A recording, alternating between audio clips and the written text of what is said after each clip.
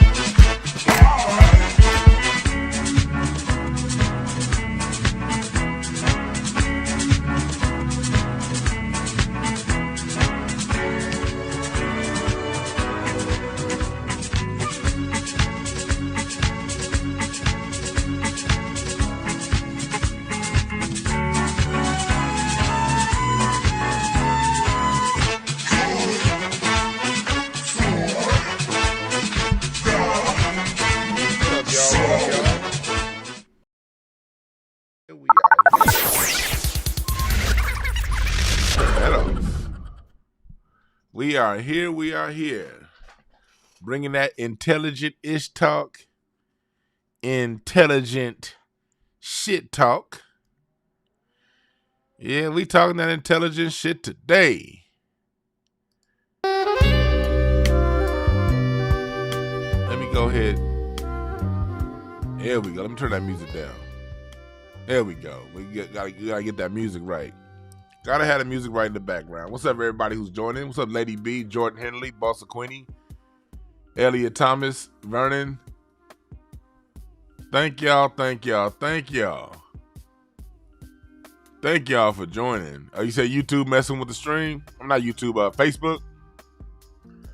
Come on over if YouTube is tripping. If Facebook is tripping, come on over to YouTube. I don't know if I'm going to keep this restream service. I might go completely just 100% back to YouTube because it's been nothing but problems since I got this shit, man.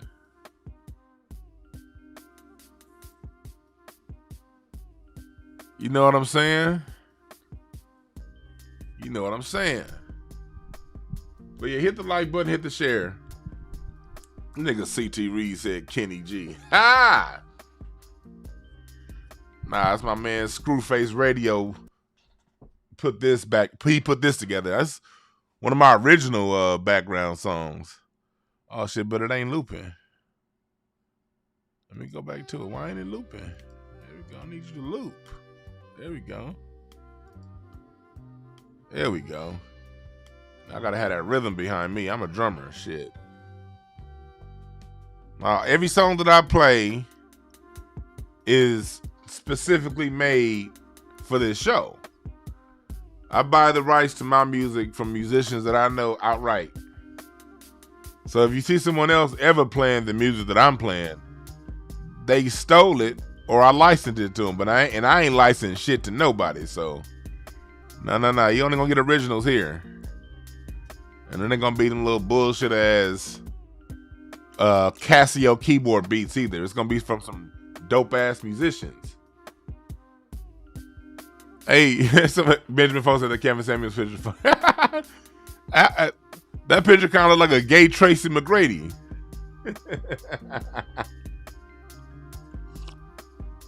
But yeah, let me start off by saying, look, this broadcast is not going to be necessarily about the men pictured in this program.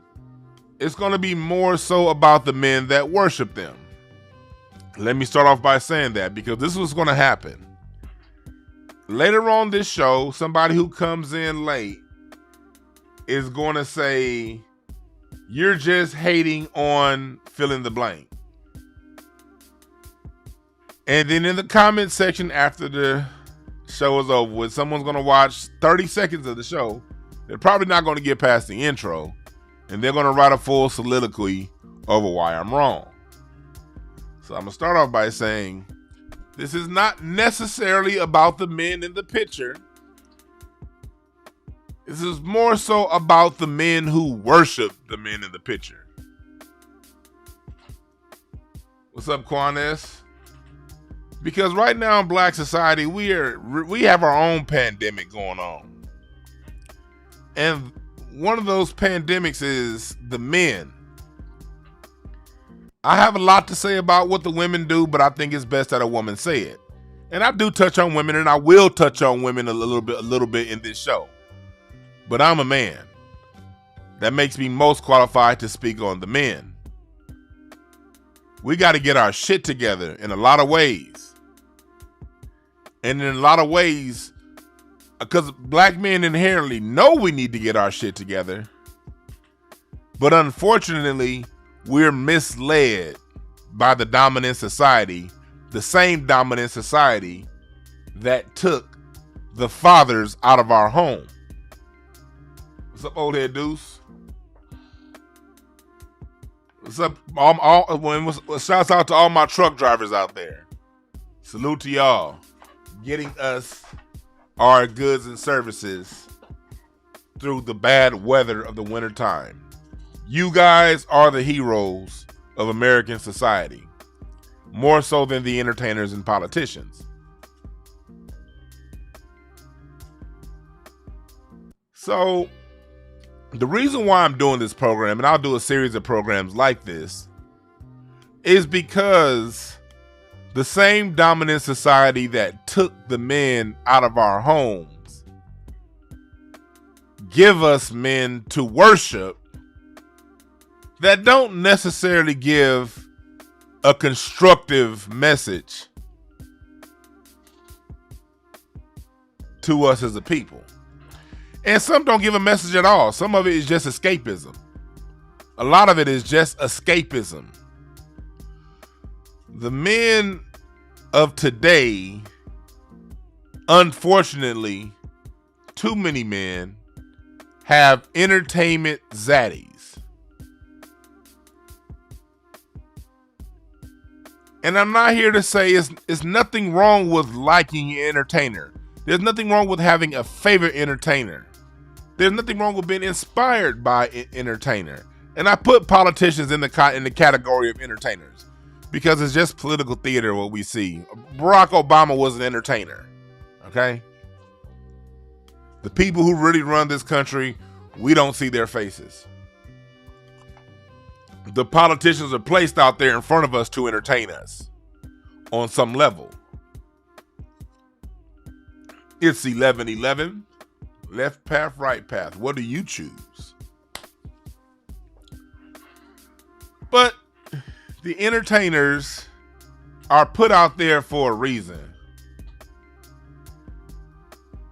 Unfortunately, in Black society, we've turned our entertainers into deities. Deities or people to worship. Here's the danger in that. This is the reason why I end every broadcast with "there are no perfect messengers, only perfect messages for those willing to listen." It's the reason why I coined that term. I coined it because you can't I don't want people who like the show or whatever, or like a few things I say, to be looking at and worshiping or following me. It's about the message. Just like we shouldn't be entertaining and looking at anyone who gives us a good message, a good basketball game, a good political story, a good song. We shouldn't look at them as people to worship. Whatever they gave you that made you feel good, extract from that the inspiration to live your daily life by. Not follow the person. There are things you can. The reason why you're attracted to people, and I'm not saying this in a funny style way. I mean attraction, base level of attraction, law of attraction. Attract, not in a sexual way. Attract we talking business here. The reason why you're attracted to entertainers is because that entertainer has something in them that you vibrate with. They have a song that inspired you to be better in some way. They play basketball in a way that inspires you to play basketball a certain way. They may have said a few things that are poignant, that feel good, that make sense, that inspired you to change your life in some sort of way. That's a good thing. When you get these type of people that come into your life to give you these messages and levels of inspiration, it's our job to take that and do something with it. It's your job to live by that. Apply it to your life in some way. Not worship the person who said it. When you get into worshiping the person who said it, you turn these people into infallible deities. And no human being walking the earth is infallible. Everybody has their flaws. everybody has their things about them that are open to criticism. You dick-sucking niggas. Why ain't you saying anything bad? Oh, LeBron James is the king. You can't say anything about him. Ooh. The same niggas that say you can't say nothing about LeBron to talk shit about every other player not named LeBron, call his teammates anything short of a child of God. But if you say LeBron James can't shoot free throws, oh, you're a hater. Oh, my heart's hurt. Ooh. Fucking sissies. Here's the reason why I don't have no tolerance for dudes like this. Because y'all ain't that way when it comes to the greater good of black society. Y'all sit there and let these white people on ESPN shit on black men all day, every day.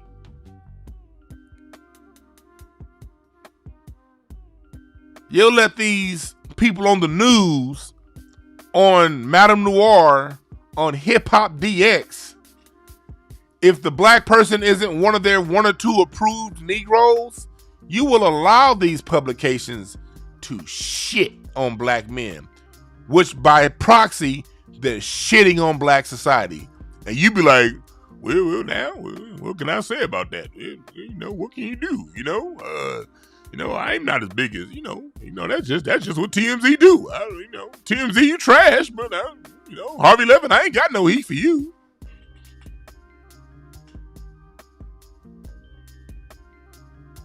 We as a black society get shitted on every day. Moderators, if there are people in the chat room out here getting attention for themselves, saying things that are off base, that ain't got a damn thing to do with what we talking about, time them out. Don't block them. Just time them out. Let them go drink some water and relax and come back to join the discussion. What's up, Great Black Shark? What's up, Tasha? Positive Influence, Miss Portia. Good seeing y'all. Ben Frank.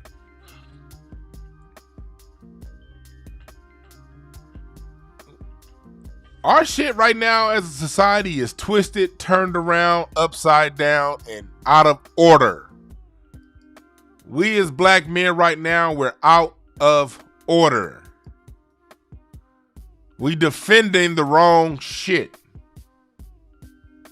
The wrong people. I heard somebody, I get this all the time from especially new people that follow me on Instagram or on the show. They'll be like, DeJuan, you don't like nobody. Let me tell you something. If the mainstream society is putting a battery in any black person's back, you can guarantee that nigga ain't shit when it comes to us. If they're pushing this black person, giving them all this attention, not saying anything negative about them, heaping nothing but praise on them, it's because that nigga ain't got nothing good for your black ass to hear. Well, nothing of substance. So if you feel that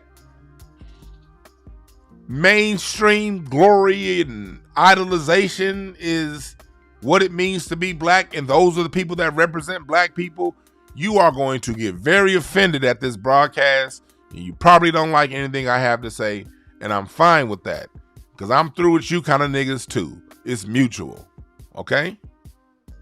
It's mutual.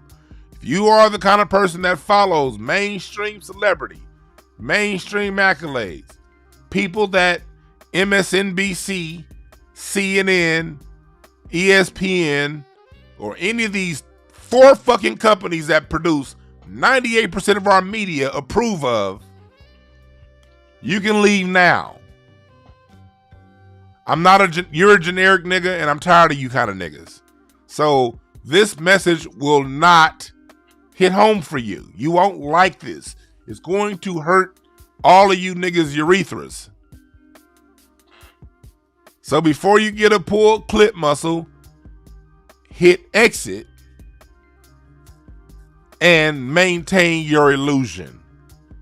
I'm here for the people who see past the illusion, or those who desire to see past the illusion.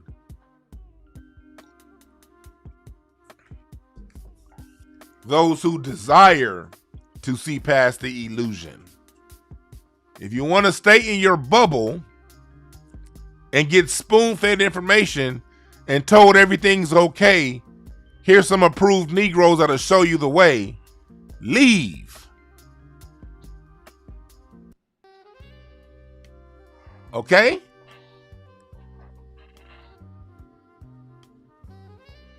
Okay?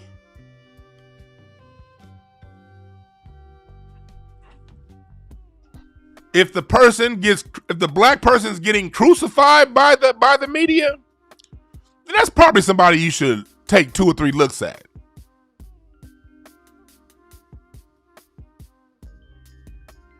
If they're getting nothing but praise, love, and accolades, you may want to moonwalk and look twice. Just hit the Michael Jackson moonwalk. You see, they didn't have shit to say positive about Michael Jackson by after 1990.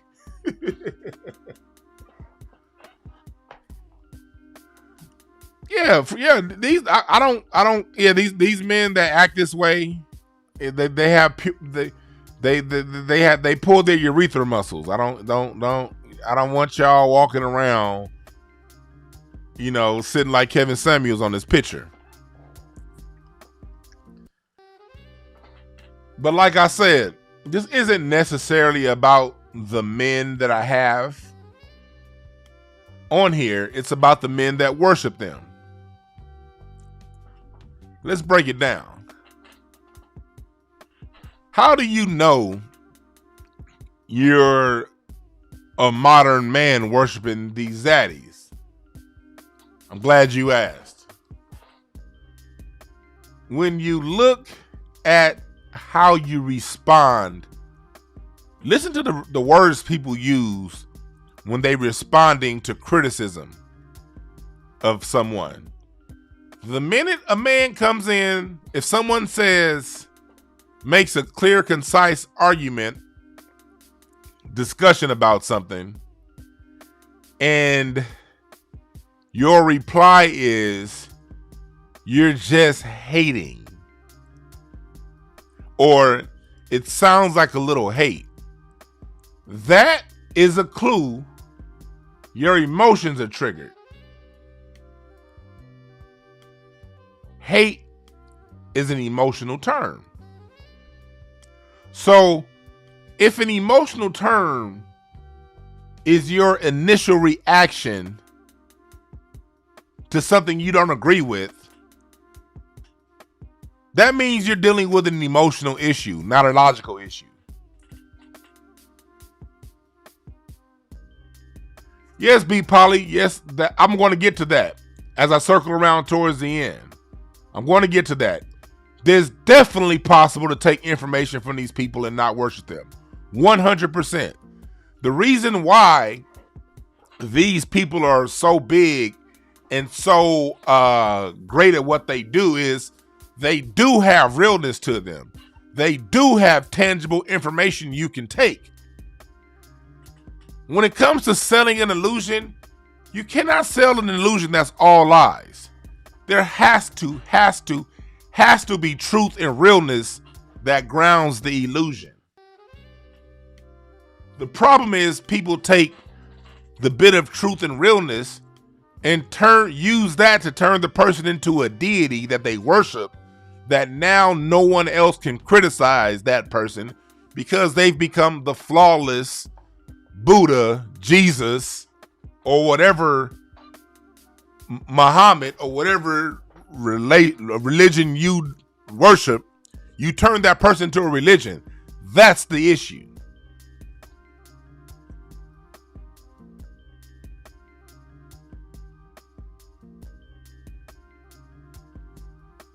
That's what I'm talking about.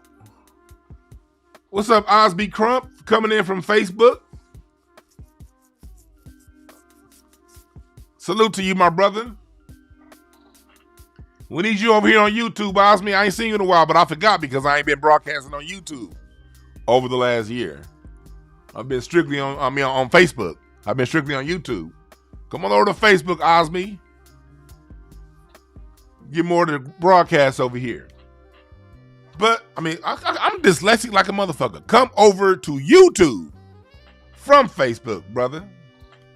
Hell, see, I'm telling y'all, I'm dyslexic like a motherfucker. So, back to what we're talking about. Let's break it all the way down. Jay-Z is a dope artist. I agree with that. You ain't never heard me say Jay-Z is trash. Those words have literally never come out of my mouth. I think Jay-Z is a great artist. But he's an artist. As an artist, all art is open to critique. And everyone agrees with this. Even you Jay-Z dick suckers, y'all agree. Because you critique art all of the time. You just stop when it comes to that Zaddy thing relationship you have with particularly Jay-Z. You can break down Nas, you can talk openly about Ice Cube, and you can think critically about Scarface. You can think critically about Kendrick Lamar or whatever. But when it comes to Jay-Z, you get a little hissy. You know, when it comes to Jay-Z, you know, your wrist break, your wrist kind of break a little bit. You go from, you know, yeah, brother. You know, you go, yeah, what's up, brother? Solid, yeah. What's happening, Jack? You go from that to, ooh, why? No, why? Why did you say that? Why did you say that? You can't say that about Jay-Z. Ooh.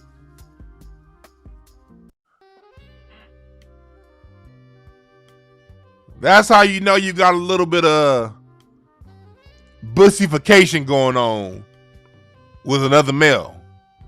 You know you're getting that. You know your urethra starting to pull a little bit. You know, in a different kind of way.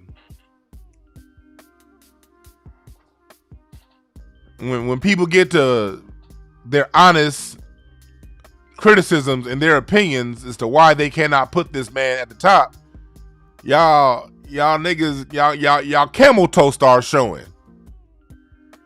And then you start sitting like Kevin Samuels right here in this picture. You start, you know, and you get a little hissy. That's where the issue comes in. Why are you getting that way? Why are your emotions touched? If somebody says, I can't put Jay-Z at the top, even if they had no explanation behind it, they just don't like him. Why are you mad? Why does that incite your emotion where someone else ranks their art? Why are you... This is what happens. When people criticize these men we have on camera, you niggas become Agent Smiths. We all saw The Matrix. I saw that new Matrix last night, and it was halfway trash. I'm not gonna spoil the new Matrix for y'all, for those who didn't see it. But for those, I am going to talk overall about, you know, compare a lot of this to what because the Matrix is talking about. This is basically what the Matrix is about. This simulation of a world that we live in, that we create. When you look at the Agent Smith character on the Matrix, Agent Smith, do people understand who Agent Smith is? Agent Smith on the Matrix is basically the person that people turn into.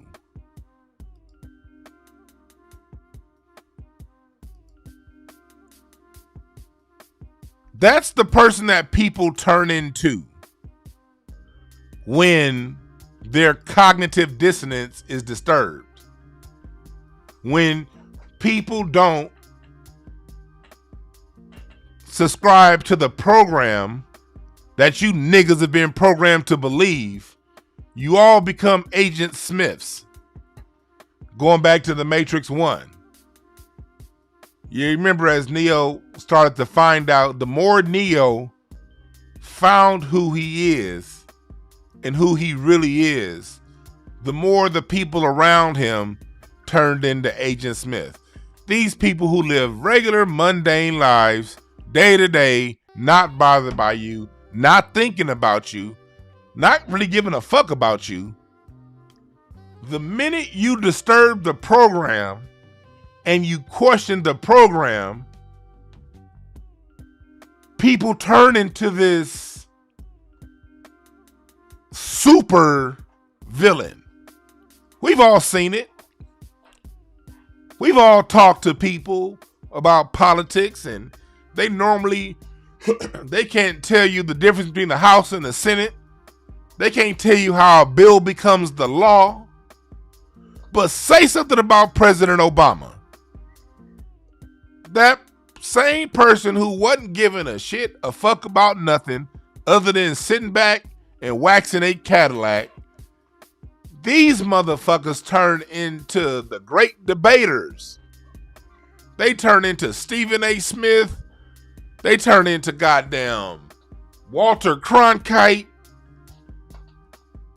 These niggas turn into the greatest Sean Hannity's, but Democrat style on earth. It's like they get this energy from nowhere and become the biggest villain you've ever met. That's what the whole Agent Smith character in the Matrix trilogy, I'm gonna say trilogy because that last one was bunk. But that's what, and shouts out to Sophia Stewart, the original writer of The Matrix and Terminator. They kind of trolled her, if y'all saw, like in the first, this is kind of a spoiler, but it ain't. And like the first or second scene of the movie, when they're talking about this new Matrix, when they're talking about, I thought this trilogy, I thought we were done. We weren't. And they were like, well, when you got Warner Brothers behind you, nigga, nothing's done. That was basically them telling you, they said, fuck Sophia Stewart in that lawsuit that we lost. We gonna do it anyway. But newsflash, Warner Brothers, y'all failed. Y'all should have just paid the black woman. You'd have had a better movie. But that's another topic.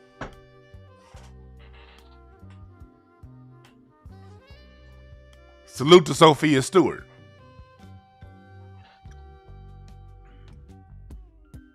But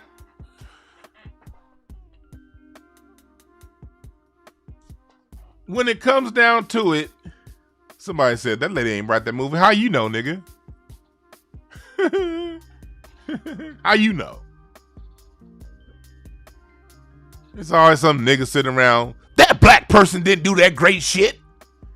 That's subconsciously what's going on. You mean this great work of art these white folks put out, a black person behind it? Nigga, please. Nigga, please. Where my banjo at? Ain't no way in hell no white brain produced something that white daddy put out that good. Give me some fried chicken and watermelon. And I'm gonna play these spoons and sit over here in the corner and drink a jar of lemonade. Don't question white daddy, nigga. Give that nigga some watermelon.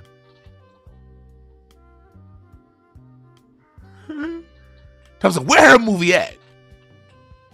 If they stole the fucking movie, who do you think is gonna finance her goddamn movie, you idiot? Movies need financing. And for a movie like The Matrix and The Terminator, you literally need hundreds of millions of dollars financed. You got a check, nigga? Get your hopping bob ass on out of here. Ain't no way in hell no black woman writing nothing this good. I don't believe it. This nigga saying self-finance. How do you self-finance a $150 million movie? How? Prove it. You already wrote the book. Okay, where is she gonna get $150 million to make and promote it, huh? $150 million.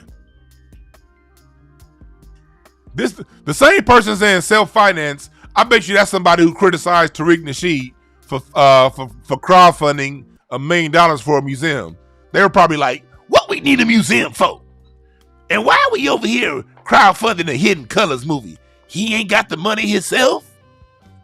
Why he need our money to make a Hidden Colors movie? What Jason Black need $50,000 to record Race War for? He can get the money from a bank. It's always these no solution having ass motherfuckers that got another idea for some shit. Yeah, those are other kind of niggas we need to get out of black society.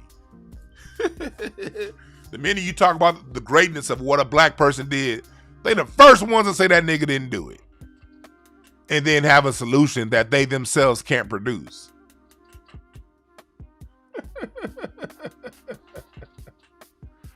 Lord. All right, back to what we talking about. Agent Smiths. These people, when you question or say anything about LeBron James, Kevin Samuels, Barack Obama, Jay-Z, Issa Rae, anybody who has mainstream appeal and access, Oprah Winfrey. Oh shit, that's my winery calling me. I can't answer the call. That's my winery calling me. I'm a member of like 8 different wineries, and this is shipping season. Usually me and the wife go pick up the wine, but can't go pick it up. Well, that's another topic. These motherfuckers are enforcers of the system. The system stays in place. The system moves forward through regular people turning into their own Agent Smiths to defend bullshit when those who see the bullshit and can accurately articulate the bullshit come around to highlight and talk about the bullshit. Here's my question. I'm gonna open up the phones a little later on so I can listen. Because I want to hear what some of y'all got to say. I'm opening up the phone lines in about 20 minutes. So get ready, get your questions ready now. Fellas, what do you gain out of being an Agent Smith for a whole bunch of men you never met? What does that tell the children when the men defend other men with more vigor, with more intensity than they defend our children, our women, the greater good of our society?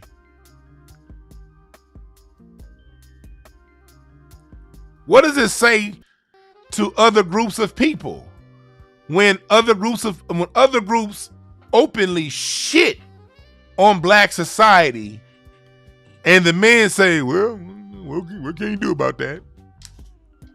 Niggas like Busta Rhymes try to claim hip hop is Jamaican, and the men be like, well, I don't know. He may be right. I don't know. When you have like that Latino lady the other day talking about, I had somebody I respect too, somebody that listened to this show. I was a little disappointed in that brother's comment. I'm not gonna mention his name. He knows who he is. I was a little disappointed in this comment when I was talking about that Latino lady that was trying to claim the Black Freedmen's Bank for Latinx. And I was like, hold on. And somebody I respect generally on social media was like, you know, man, that's just a pass, man. We need to just go ahead and let that go, man, and build something new. You mean we ain't gonna defend the free? If black people don't defend the Freedmen's Bank, if they're talking about the Freedmen's Bank and we allow others to get their grubby little hands on it without the men stepping up to say something and do something about it, what the fuck does that tell us? What the fuck does that say to other groups about how serious we are, about how we should be viewed? Because let me tell you something about life. In life, you train people how to treat you. That works on a personal level and that works on a group level. You train those around you how to treat you. If they walk on you, people know when they walking on you. People know when they shitting on you. If they do it and you let them, what does that tell them about how to treat you?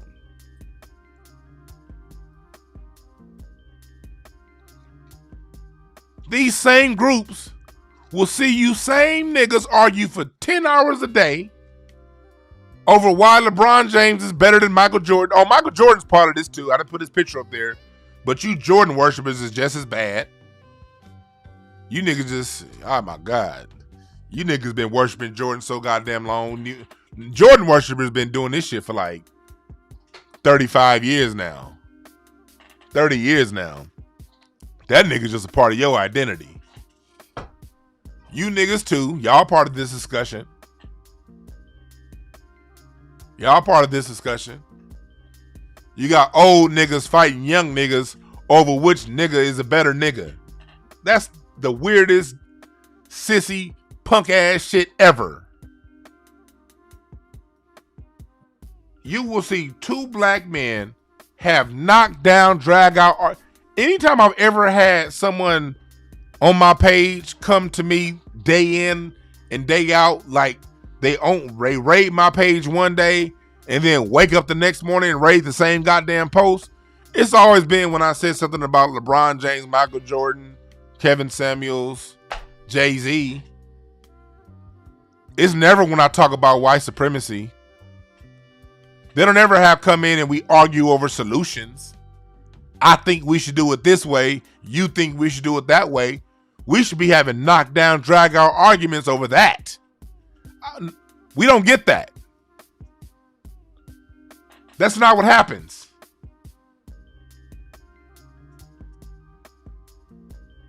That's not what happens.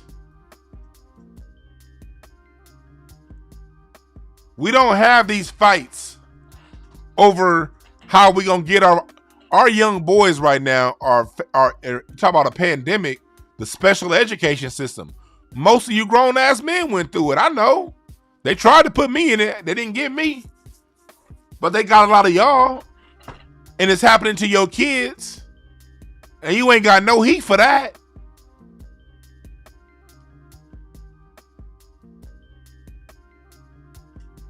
You ain't got no heat for that. Nothing to say.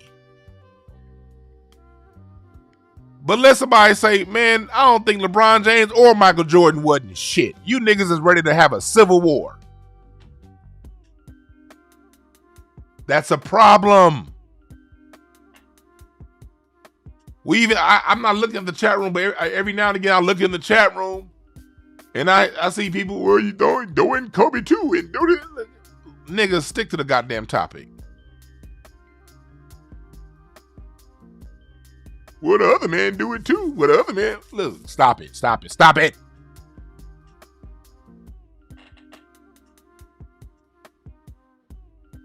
If the mainstream media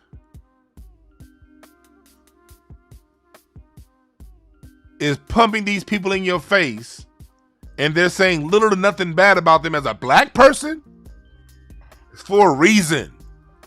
You're being propagandized. And the reason you get so emotionally hurt when someone talks about these men is because there's a cognitive dissonance. You bought into a belief system. Here comes someone outside of the belief system that you worship. No different than Christianity. People who are caught up in Christianity or Islam or any of them other belief systems. And then someone who doesn't subscribe to that belief system says, hey, ABC, whoopty wham, whoopty wham. What's the first thing people experience? Anger. Why do you experience anger? It's because cognitive dissonance. But cognitive dissonance only happens when you subscribe to a belief system. The only belief system that you should have is the system of believing in yourself. The system of believing in your family. Believing in your progeny. Believing your group, in your tribe. There's where your unshakable belief comes in. Not in some nigga on TV.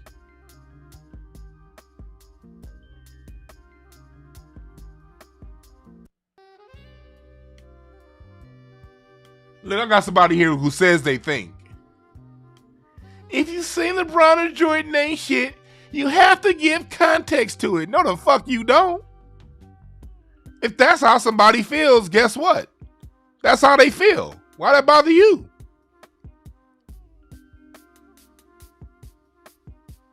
Why does that bother you?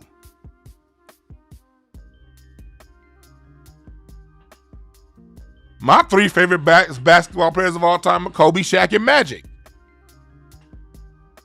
But if somebody says, I like Hakeem Olajuwon better and Shaq ain't shit, I don't argue with them. That's how the fuck they feel. I don't care. Oh, you like Hakeem better. You don't think Shaq is shit because he couldn't shoot free throws. All right, whatever. Cool. I don't like Kobe. I think he was just Jordan. And okay, that's how you feel. That's how you feel. Why do I care? Why you think the way you do? It's entertainment. That's it. I don't give a fuck. You ain't. Only time I get mad is when I express my opinion, and then here come a whole bunch of worthless niggas over here saying, Dwan, you wrong. Why you think that way? You shouldn't think that way. Why? No.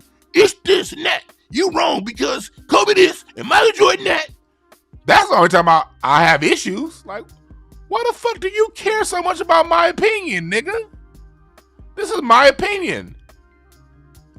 Let me tell you, soft nigga, something. My opinion, Dwan's opinion, is not up for debate.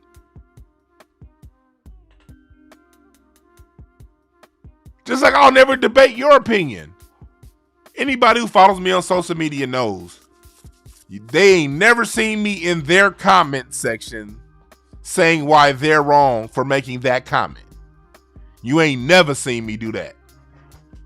You ain't never seen me raid someone else's comment section telling them why they're wrong, why they believe Michael Jordan this or LeBron James that or Jay-Z this. I don't go to other people's comment sections. When I see other people say what they have to say, you know what I say? That's what they said. Neely Fuller talks about that in his compensatory code concept book. Anytime you hear Neely Fuller on the radio, Carl Nelson, whatever, and people call in, Neely Fuller says the same thing when people ask him about what they think about what someone said. What does Neely Fuller say? That person said what that person said.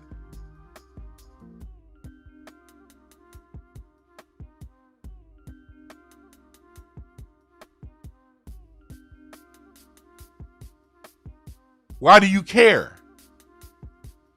If somebody says LeBron James ain't shit, that shouldn't hurt you, black man. It shouldn't.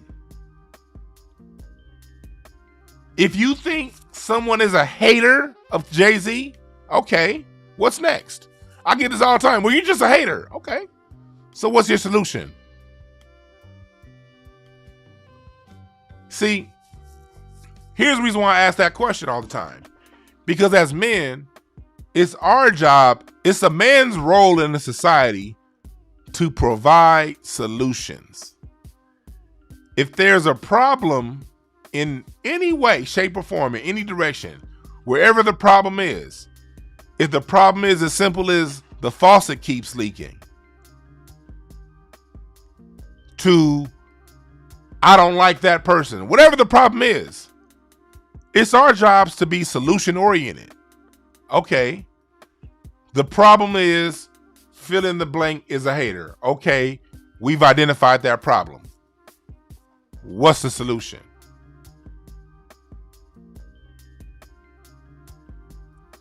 See, when you put it in that context, there is no solution.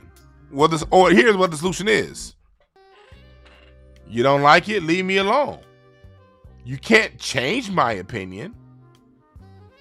There's nothing you can say or do to alter my opinion.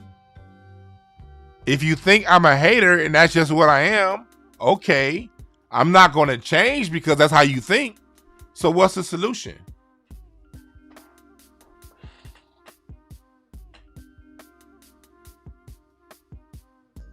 And then we get to an impasse,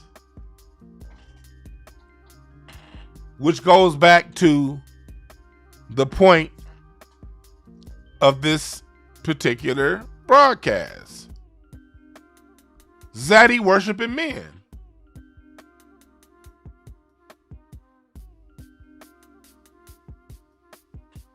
If somebody has an opinion about an athlete, about an entertainer that goes against yours, why do you care?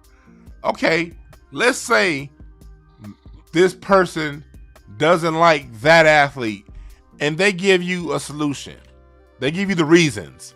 I don't like them because of A, because of B, because of C, because of D. Cool. All right. We've gotten all the reasons why. The reasons make sense.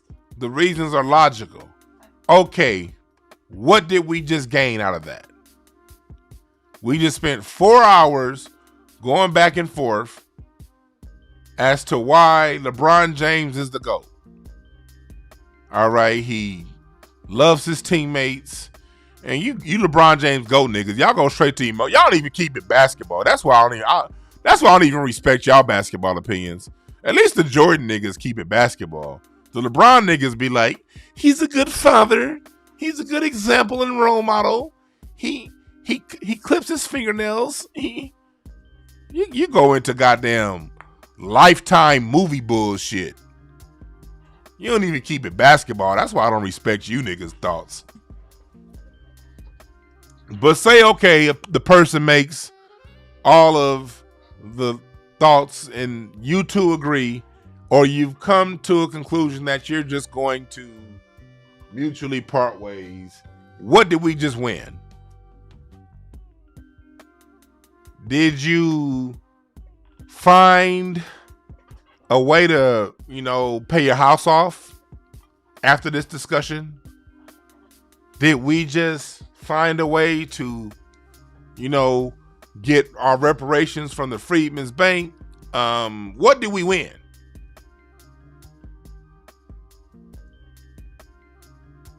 What did we get? We've talked in circles for 6 hours, 2 weeks, and 18 days. What did we win? What is the constructive result of the 6 hours of time we just spent talking about two grown men? What do we win? As individuals, what does our society win?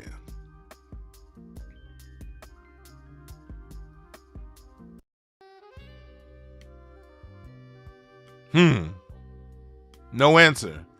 I see my chat room got real. A lot of the talking. A lot of people that was talking about LeBron earlier and Jordan and stuff. It got hella quiet. That's because there is no constructive result of fanboying out. There is no constructive result of arguing with other black men over the accolades of black men your black ass don't even know. You get nothing out of it. Meanwhile, black children, and I say this because most of you guys have kids, we're in a system that the schools have been weaponized against our children. Your kids go to school every day. See, if we have a top 5 argument over who the greatest black inventors are, you know the constructive result of that? I can learn something from your argument. You can learn something from my argument. and we can sow what we learned into the next generation because we know the schools ain't teaching them this. We can give black children a little bit of self-confidence, a little bit of self-worth, a little bit of group esteem.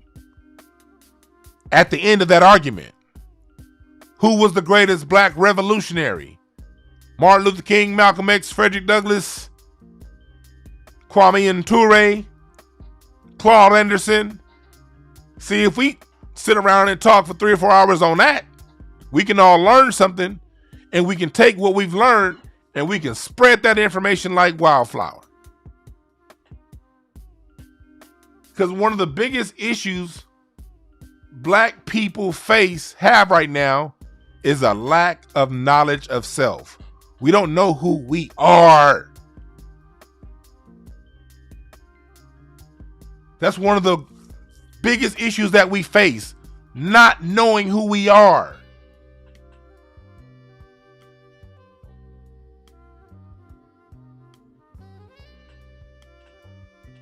What if we spend the same time arguing over stock market versus NFTs, crypto versus mutual funds? We can both learn something after that. And then after we learn something, we can be a little bit wiser on where we place our money. You see, we can get something tangible out of that kind of discussion.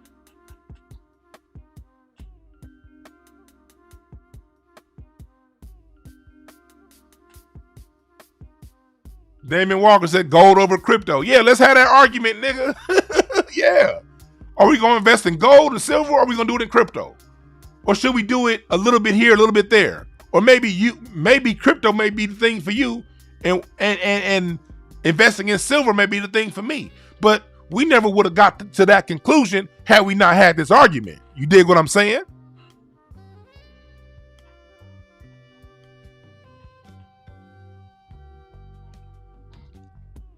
I'm going to try, Great Black Shark. I'm going to try, nigga. I'm going to try. That's what I'm trying to do.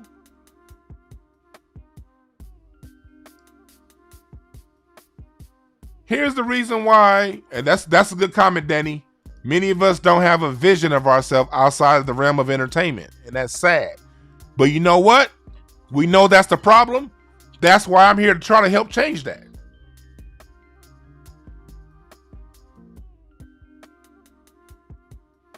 We're here to help change that. We're here to change the narrative, to change the discussion. If we gonna argue, fist, fuss, and fight, let's do it over the right shit, at least. Let's ask, okay, before we engage in this discussion, what is the constructive result we would like to have? Let's at least get something out of it. But arguing over entertainment, that doesn't get us anywhere. Like I had my show I did a couple weeks ago on Kevin Samuels. Some of the bad advice that he gave out. And I'm not here to say all of Kevin and Samuels' advice is bad. A lot of what Kevin Samuels say is right on point. He isn't all bad. He has nuggets of knowledge people can take and do something with. But he also has a whole bunch of bullshit ass solutions, if he presents a solution at all.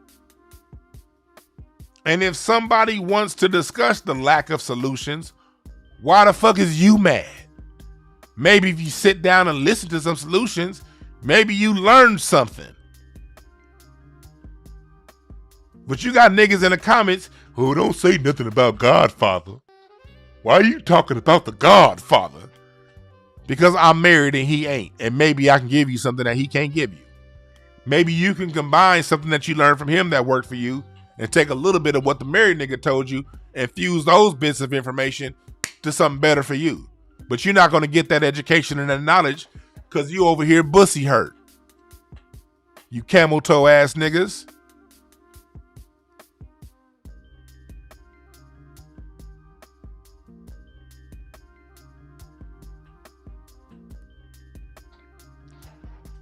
The reason why I have such lack of patience for this quote unquote black manosphere, black winosphere, as our brother Jason Black coins. The reason why I have such contempt for him is because it's a whole bunch of men bitching and crying.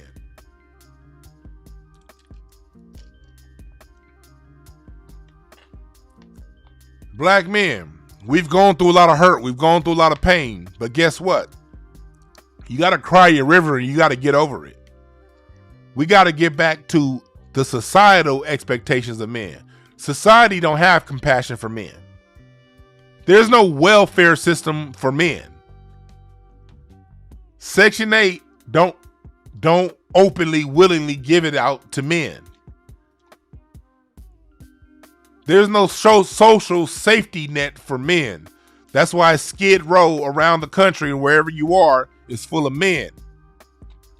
Society don't give a fuck about what a man didn't get, what a man don't have, who's not listening to you. Society don't care. In society, it's either put up or shut up. I'm not going to lower the bar for black men because we've gone through what we've gone through. Suck it up. Learn what you need to learn and get off your ass and do something. All this bitching and crying. Well, the women won't cooperate. I'm just going to have to go find me a white woman or Latina. You sound like a bitch.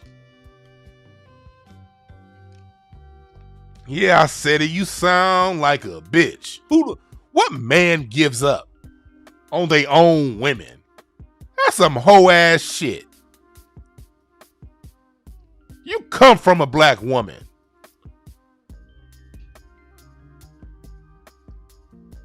So if black women ain't cooperating with you, what the fuck is wrong with you is the question.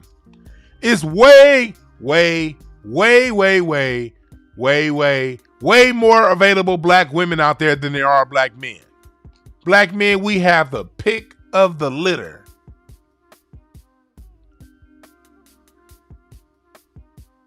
All black women ain't hood rats. There's plenty of hood rats out there. You know what I mean? I can't fuck with. I don't date hood rats.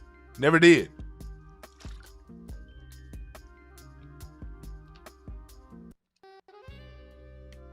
There are women out there without children. There are a lot of women that are single out there that got their body types all right. So why aren't they cooperating with you? Why do you have to, with all these available women, are all of our women that corrupted?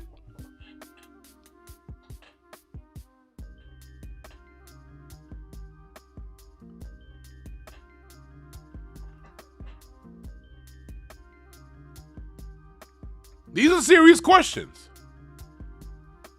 Who gives up on their own women? Let me go even further. Who respects a man who's given up on his own women?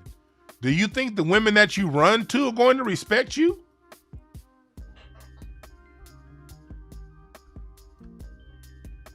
Or do you think they're going to have in the back of their mind, this nigga's only with me because he's running from her?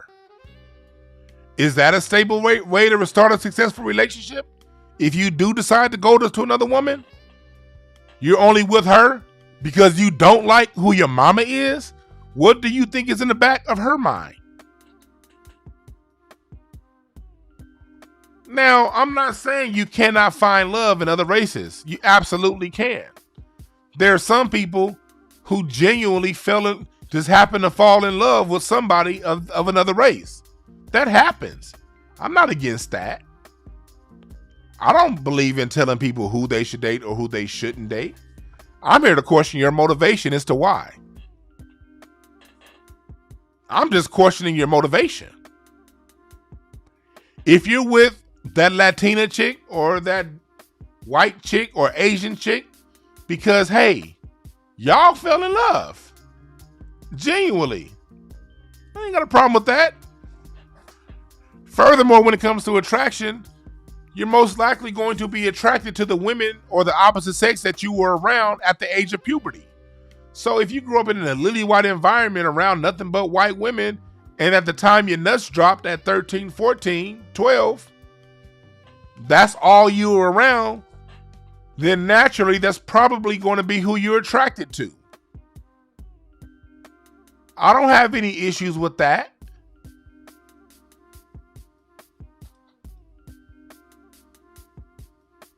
The issues I have is you're dating that Latina woman, the Asian woman, because you don't like black women, because you've given up on black women, because black women aren't cooperative. Black women don't listen. Black women don't follow what I say. Y'all the hoe ass niggas I'm talking about.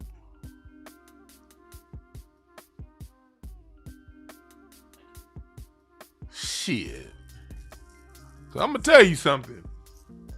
Nigga, back when I was single, I actually weigh less now than I did when I was single. When I was single in my mid-20s, nigga, I was 380 pounds.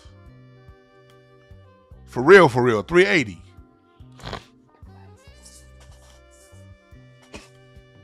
And I was broke. I had okay money in my early 20s. By the time I got to my mid-20s, I was broke. Even my early 20s, my late teens, I didn't have no money. I still didn't have no problem with women. I had no problem getting women to cooperate with me. I'm everything physically people say I shouldn't be.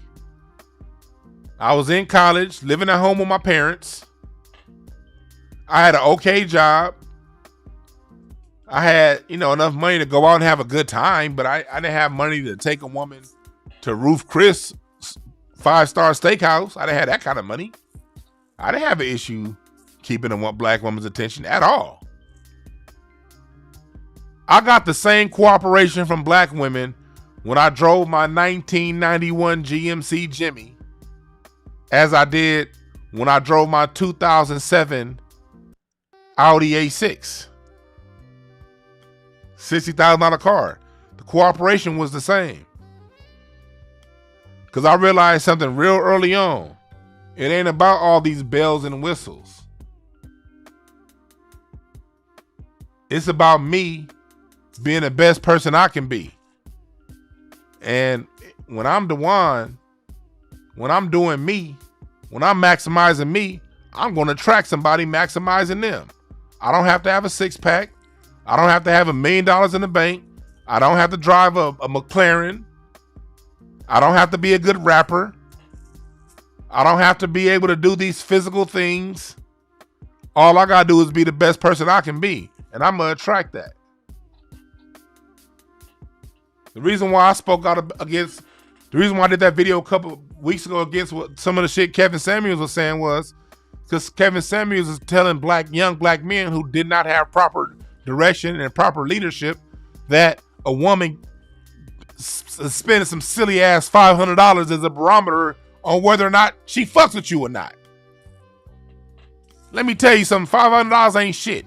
If you a nigga that can be bought off by $500, you deserve to get cheated on. And you deserve for her to have a side baby on your ass if $500 is enough to buy your little cheap ass off.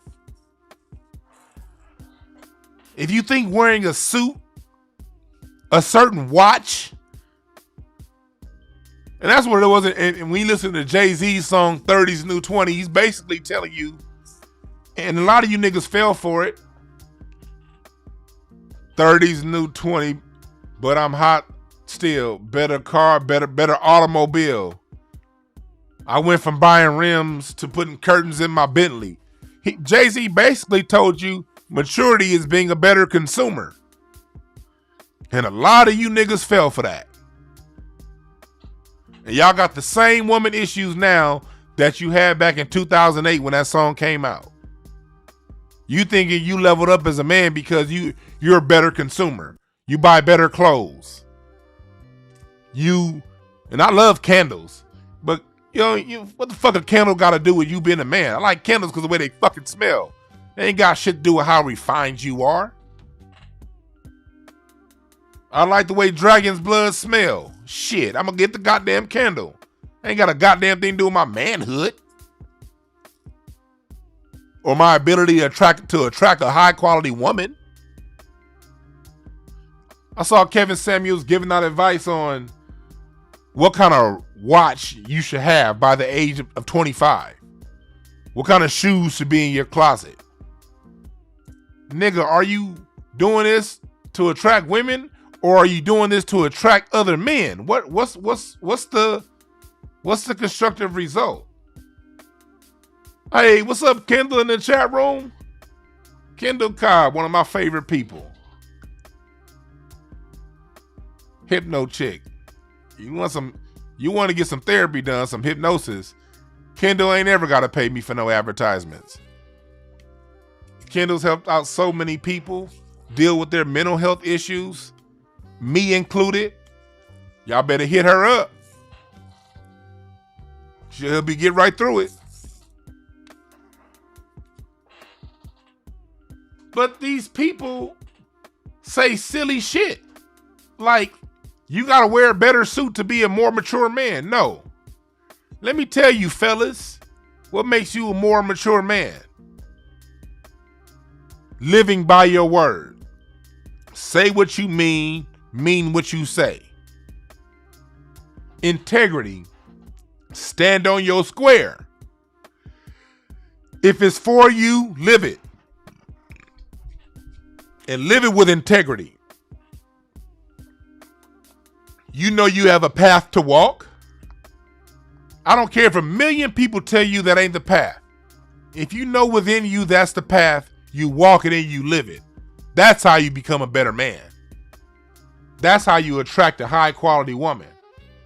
Because high quality women are attracted to integrity.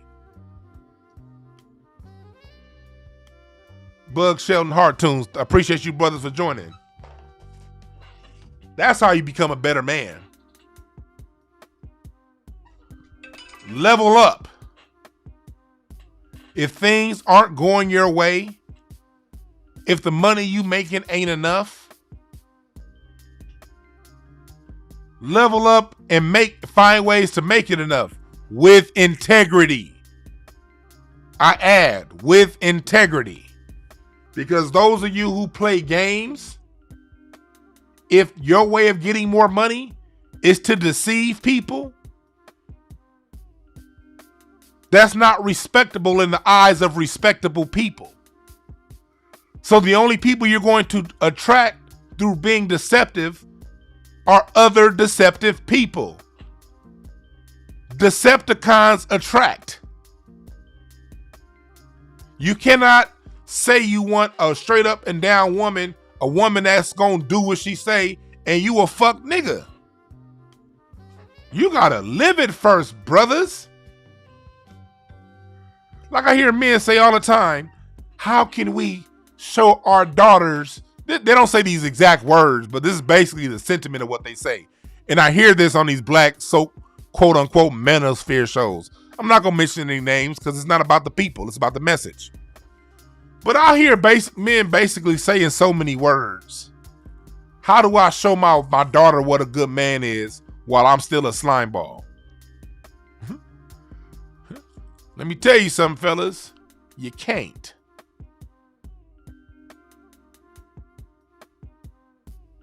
You want your daughters to know what a real man is? You gotta live it. Ooh. But that means you got to stop playing all these games. And if you're not ready to stop playing the games, that's fine. Just be honest with it. Know that you're showing your daughter what a game player is. Because women are most likely to attract their fathers. Major elements of their father. Boys are most likely to attract the major elements of their mother. So mama was a hood rat. Fellas, if all you find are hood rats, I'm not here to talk about your mama, but I am here to say you should hit up Kendall Cobb and get some therapy. Because with therapy, this can change. Nothing is permanently built in. If you don't want it to be, you can change. But if you're on autopilot and you're not going through the process of growth and maturity, remember, aging isn't optional, maturity is. And maturity takes work, takes growth, it takes development. If you're not willing to sit down and develop these things about you, then that's what you're going to attract. You got to get real first. Change starts with being real.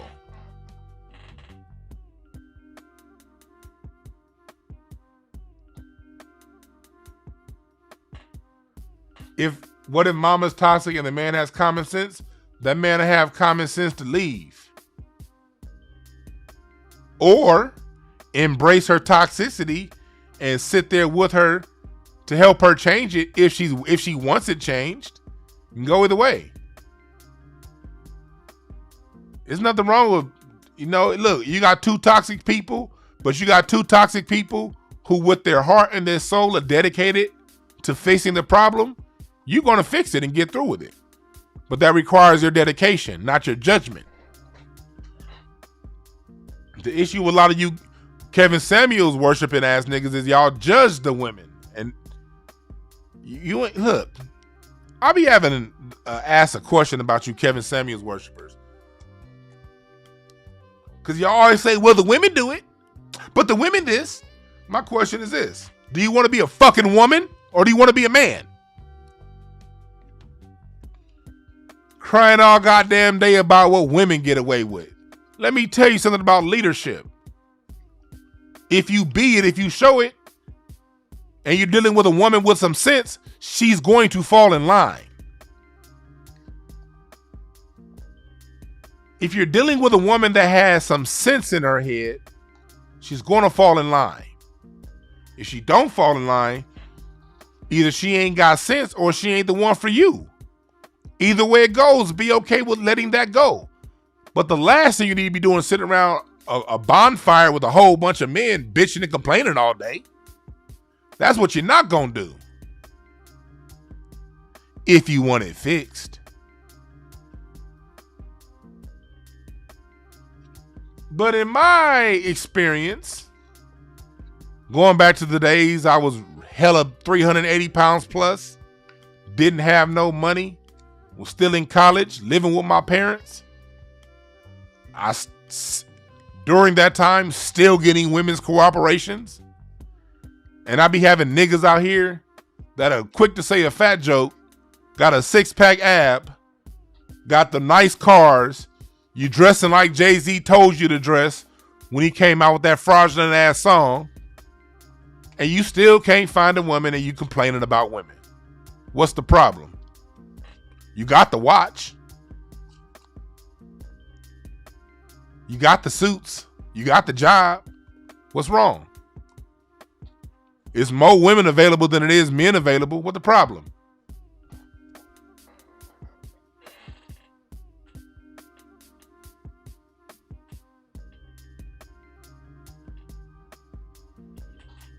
Huh?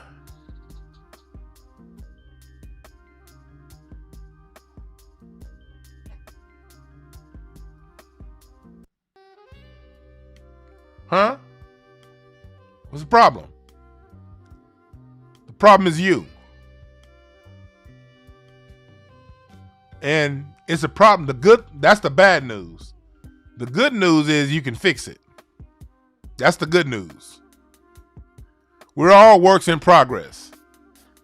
If you're living on earth, if you're within the sound of my voice, let me tell you something. You, me included, we all fucked up. We all got major problems. Me included. Major problems.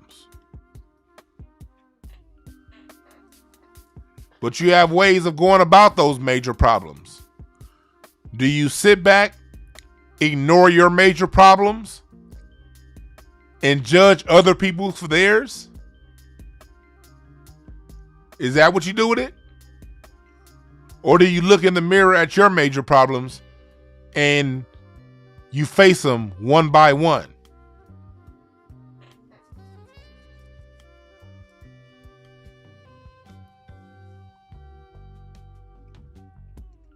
How do you face those problems? Do you use them to judge, or do you find a way to solve? And the way I see it as men, we're supposed to be here to solve the problems. And through our living example, the women and the children will fall in line.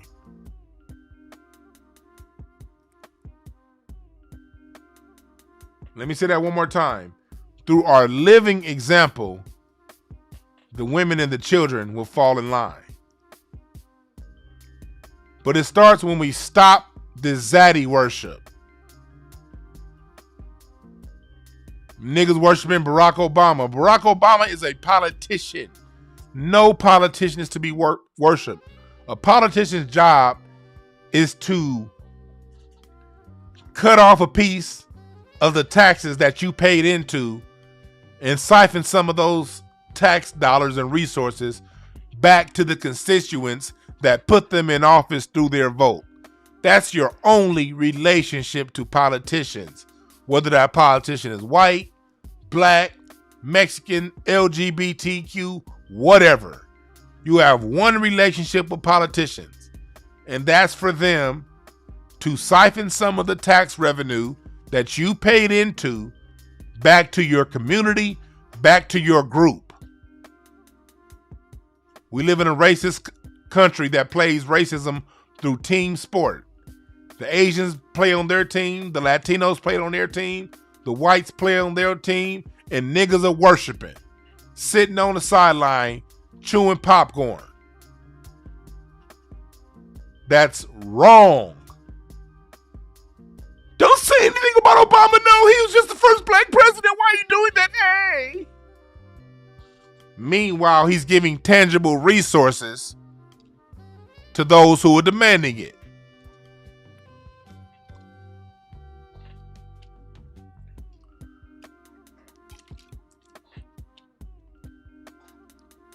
Your only relationship with politicians is the tangible resources they're bringing back to you. That's it. When you put a politician in infallible positions, you're out of order.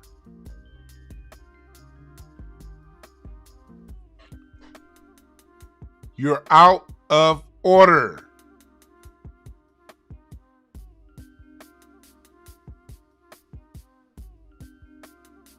These are the things we as black men can change. I understand where it comes from. White supremacy raised us through media, through our education system. So if you follow the program your whole life, you probably fit within this category, because this is what the program was designed to do. The program was designed to keep us in constant distraction mode, constant looking for symbolic gestures, constant surface level bullshit.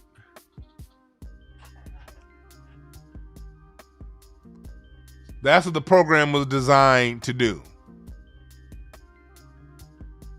But like Neo in the Matrix, you can break the program.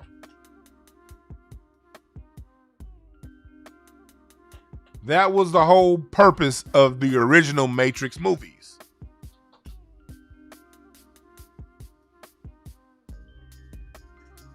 The point of the Matrix movies was for you, me, I, we, us to see ourselves as Neo. Go back and watch the Matrix 1 again. You're Neo.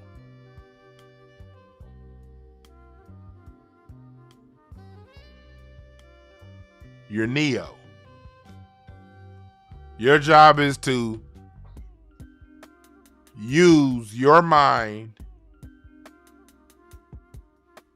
to use your resources to break away from the matrix and fall in love with yourself. Be the best you can be. Be who you were programmed and designed and came to this earth to live. Not the program that they gave you, for you to create your own program. And when you learn to create your own program, when you live your own program, fighting the Agent Smiths become an easy thing. See, Neo couldn't beat Agent Smith as long as Neo was tied into that program and this program. When Neo had his loyalty in both systems, before Neo found out who he was, when Neo gave more credibility to the system than he did his own powers, the system defeated him every time. They had to run from Agent Smith every time. Every time Agent Smith appeared, Neo had to run. Because at that point in Neo's development, the program, he gave more energy, more consideration, more love, more validity to the program than he did himself. The minute Neo found out that he was stronger than the program, the minute Neo started to live the program, defeating Agent Smith no longer became a problem. You are the one. Everybody listening. Old Head Deuce, you the one. What up, Jeff Brown? You're the one. Great Black Shark, you the one. Tasha, Lori, Bug Sheldon, everybody listening, everybody in the chat room, you're Neo. You're the one.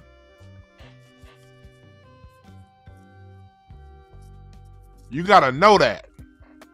And no matter how many Agent Smiths, when you decide to speak up and express your opinion against these zaddies that they throw out there for us to worship, and for you women, Beyonce and that shit, you're going to face the Agent Smiths of the world. And generally it is best not to engage with them. But when you're totally grounded in who you are, engaging with them ain't going to be a thing. That's why y'all see people coming talking shit in my page. Now, I handle these people so easily.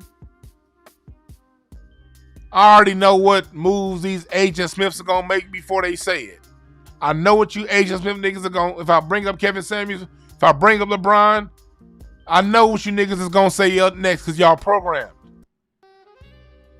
If I say LeBron is played on super teams, you're going to be like, well, it's been a bunch of super teams. And no, there hasn't. But all right, I know you're going to say that because you niggas are programmed. Y'all don't have too much original thought. You're just going to repeat what Skip Bayless and Stephen A. Smith been telling you to say for the last 20 years. If I talk about Jay-Z and Still in Line, you're like, well, other artists do it. And I'm going to be like, okay, well, prove it. Name the artist, name the lines, name the music, show me. You can't, so you're going to go right into, oh, you're just a hater. You niggas is predictable. You gotta, you don't, look, stop being, y'all, look, niggas, come on now. Do you really want to be that generic nigga the rest of your life? That cats can really predict what you're going to say next because you're that programmed? Do you want to be that person? You niggas is predictable. You niggas is predictable.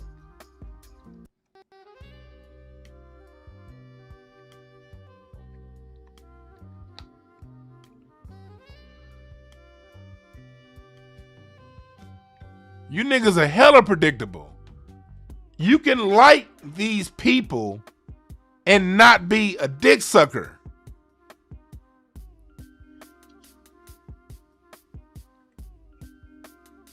You can like these people and those who don't agree with you not be a hater. You could be a fan of what they do and still be your own man. You can, fellas. You can be a fan of everything Jay-Z ever wrote.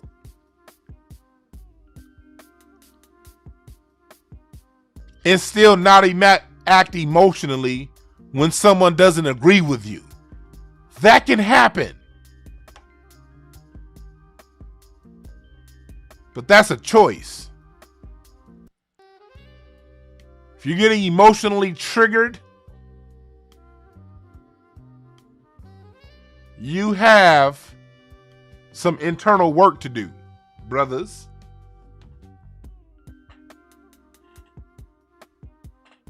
If somebody says something that you don't like that these guys say, and you jump to, well, other people do it, you sound like Pee Wee Herman. Remember Pee Wee's Playhouse? I know you are, but what am I? I'm rubber, you're glue. Whatever you say to me bounces off me and sticks to you. That's how you simple niggas sound. Enough.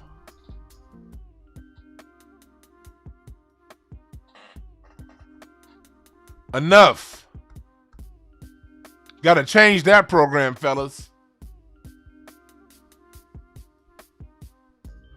I just opened up the phone lines. I want to hear what y'all think about this. 323-744-7425.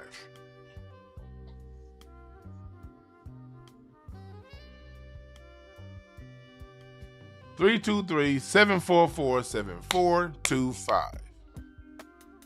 Women are not made to respect beta males, fellas. And I'm not let me reword that. No. I'm gonna take that back. Women can respect beta males. And there's nothing wrong with being a beta male. Women aren't made to respect men who give up their manhood to worship somebody else. How can a woman respect a man who's telling their children they need to be more like LeBron James than be like me? No, nigga, your kids need to be like you, not Jay-Z.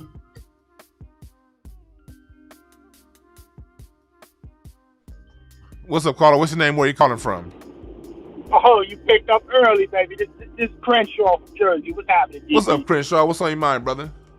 Brother, you know, this is another phenomenal broadcast today. But I have to say, man, a lot of them 4 Negroes that you got posted up there today is definitely, those are the tiptoe type Negroes that we gotta keep our eyes on. And also, when it comes to the rest of the niggas that put on the cake for these type dudes, I just want to send a little SOS and a slight empathy and understanding out to y'all. I know it's a hard way to go for some of you Negroes, because the cool life goes a very long way for some of you niggas. So when you plugged into the matrix, it's easy, it's safer for you niggas to just be over there on that other side of, let me go get me an exotic. You niggas like that. You niggas like, let me go get me a white girl because you don't want to deal with our sisters. But you niggas are treasonous. I just want you niggas to know that you're treasonous, and I have absolutely no fucking respect for you type niggas. All of you niggas got to get out the paint. You understand? And for the rest of the niggas, like Obama, this nigga Fruit Booty, he kept telling us the whole time while he was in there, I can't do nothing for black folks because it's the Republicans. Stop the bullshit. It was okay for you to go take your Tinkerbell ass over there and do something for them gay people, though, them LGBT boys, right? You pushed it through so them boys can now get married. You know what I mean? Then we got Jay-Z who talking about I'm playing, we're moving past the kneeling. All right, but you got that smoke for that reporter. He was a black person and asked you that. You got smoke for them. But when any other time some white person say something to your ass, you tiptoeing. I got no respect for you either, Jay-Z. I live up this side. I got no respect for you. Especially the way you did to people that live in Brooklyn. And got Jay-Z has done so many. Jay-Z has made so many moves that are snake, that are not respectable. I do question the men who ignore that and look past that to continue to worship. To me, when I see a man say, I don't care that he snaked Brooklyn out of that shit, and he really got screwed over in that deal because the Brooklyn Nets, they became worth relative to what he was paid out wasn't shit. And he got He helped gentrification in Brooklyn, the whole NFL thing, the whole thing he did with Jermaine Dupri in the Super Bowl show, what he did with Dame Dash and with that whole thing. He made a lot of snake ass moves to where when I hear other men glorify that, most of the time I sit back and look like, okay, I'm probably dealing with a snake, because only a snake can be okay with those snake ass moves. So that's a warning to us. We got to keep it simple over here, though, DB. It look like a duck, sound like a duck. It's a motherfucking duck, right? We ain't got to, you ain't got to be a genius to peep this shit. When somebody finessing, it's just a finesse. It's just a finesse. So now you got like, and then we go ahead and we talked about little LB to LeBron James. All the Bron sexuals, all of you open booty cats out here that be caping for him. Bron, when it comes time to step on it and act like you standing on some shit for black folks, you tiptoeing. Nigga, if you can't stand on your square tight, don't speak for us. Don't even play around with it.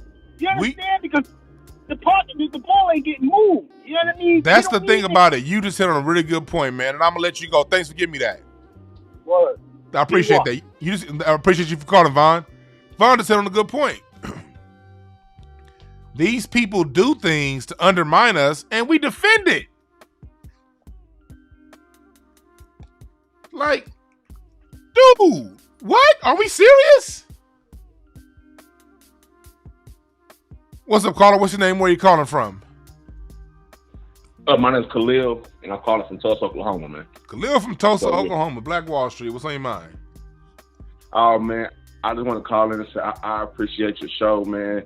Much love to it, man. I've been on this whole wave for like a year, and when you talking about the Matrix, it's like I've experienced that, right? It's like when you first start like creating content with substance, it's an uphill battle, man. Especially with our people.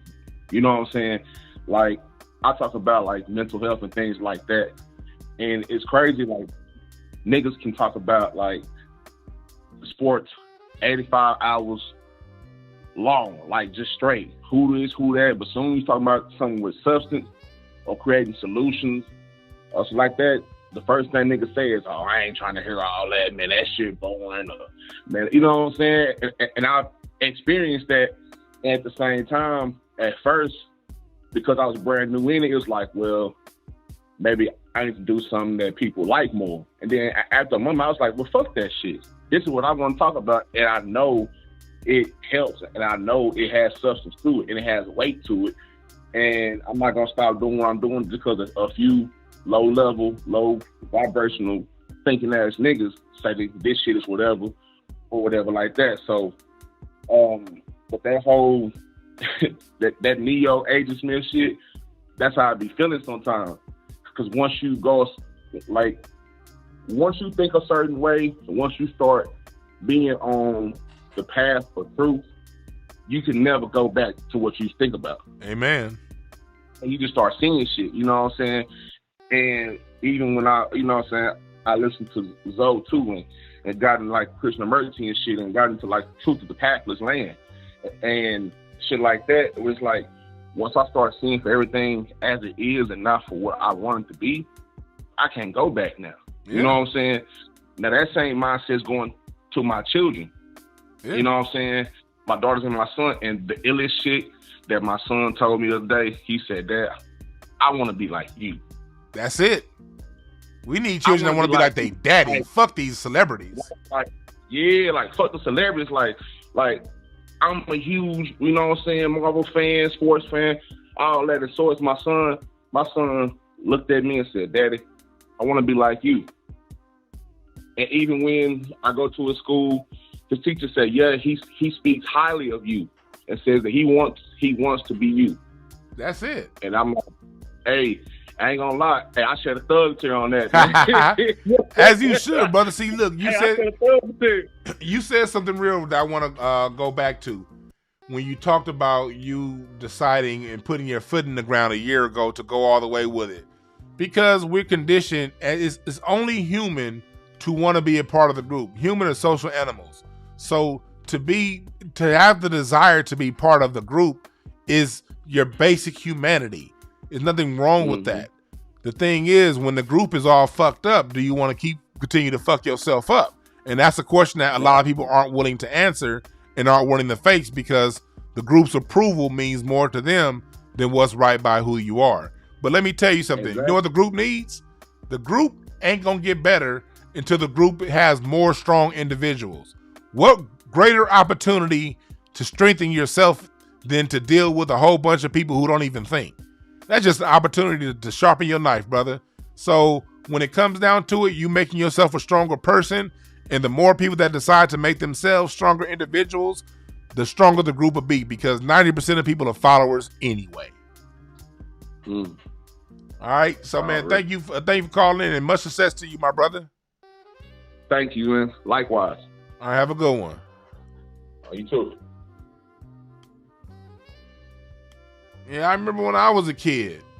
I'll tell you what, my favorite of all time is Magic Johnson. Man, I was 6 years old when they won that championship in 87. I remember my 7-year-old birthday when we won it in 88. We were in Vegas. My mom, my dad, we were staying at Circus. I was 7 years old. And when the Lakers beat Detroit, Game 7 of the NBA Finals, I remember it was a thunderstorm in Vegas. And I remember my mom opening the window and yelling, "My Lakers won! Yeah!" I remember all that shit. Magic is my nigga. But let me tell you something. Even back then when I was 7, Magic ain't had shit on my daddy. I remember when I was 7, 8 years old, I used to think, man, my daddy could beat Magic in a basketball game.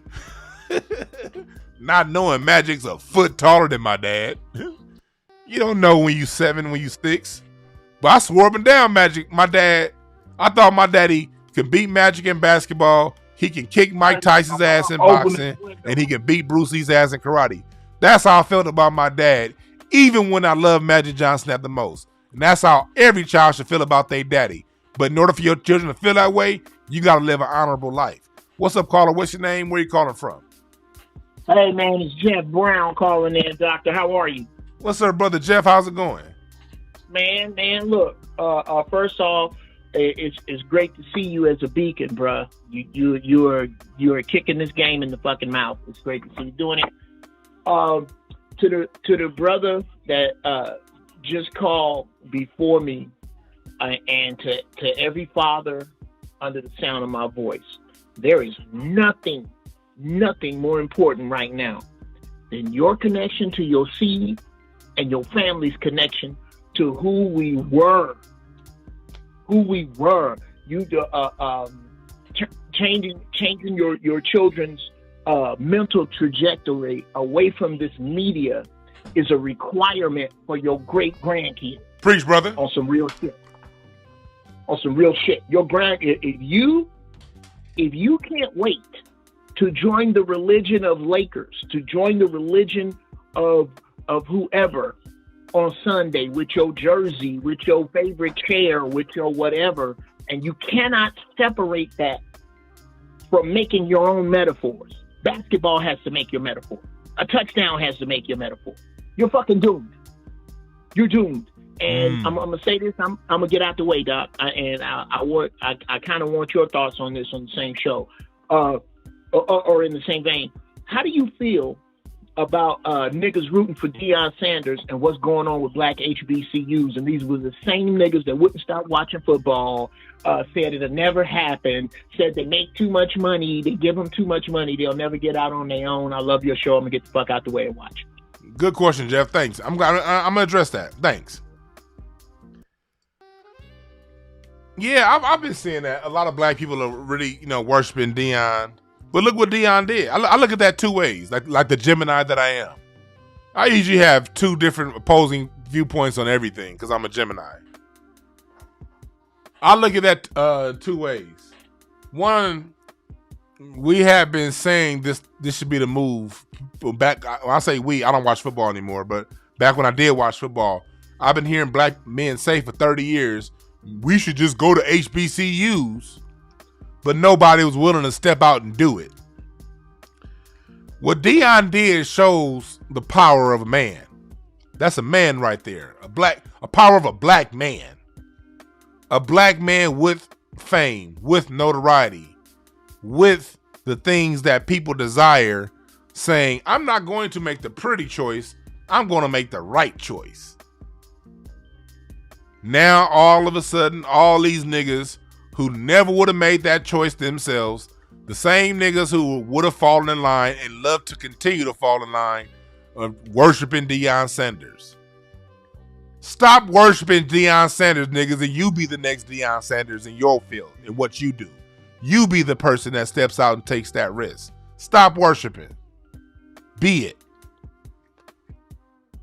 On the other end, the way I look at it is, black people's relationship with football and sports in general is toxic, toxic, toxic.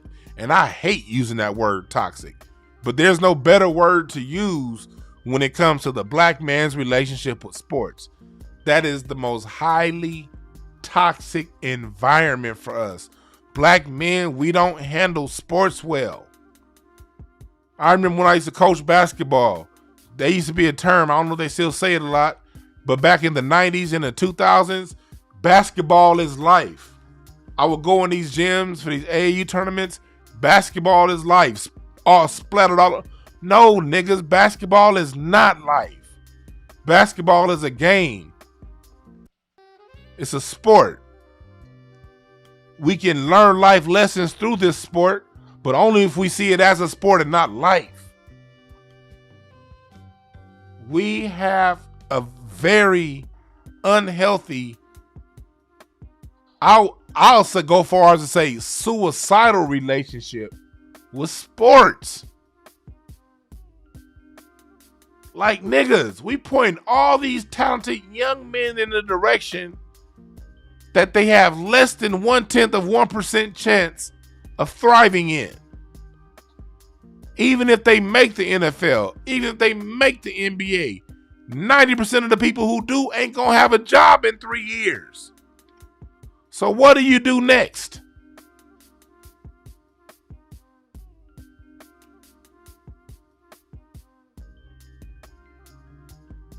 If we're using sports as allegory, see, the white supremacists, football is an allegory for war. Dr. Welsing talks about this in the ISIS papers. Football is an allegory for war. That's why the quarterback, the white quarterback and the white coach and the white owner is such an essential, necessary component to the sport. Because white men have never had an issue with black people fighting wars for them, as long as the white man is the general. Play all the goddamn sports you want, but we're only going to acknowledge and give major love to the white general, Tom Brady, Bill Belichick, Jerry Jones. If we looked at sports as an allegory for war and use the strategy of football and use the strategies in basketball as ways to approach white supremacy, now we cooking. But what do we do when we look at sports, basketball, football? During those 2 hours, we want to be like, man, this just sports, man. I just want to get away from something. You know, I just want to get away. It's just sports, man. Shit, you need something to live, man. Can't I just live? Can't I just have fun? And you done missed the whole goddamn lesson as to why sports is even there.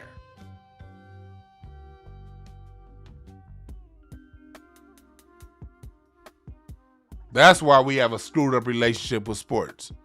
We say, fuck life. Let's sit here and argue all day about who's best.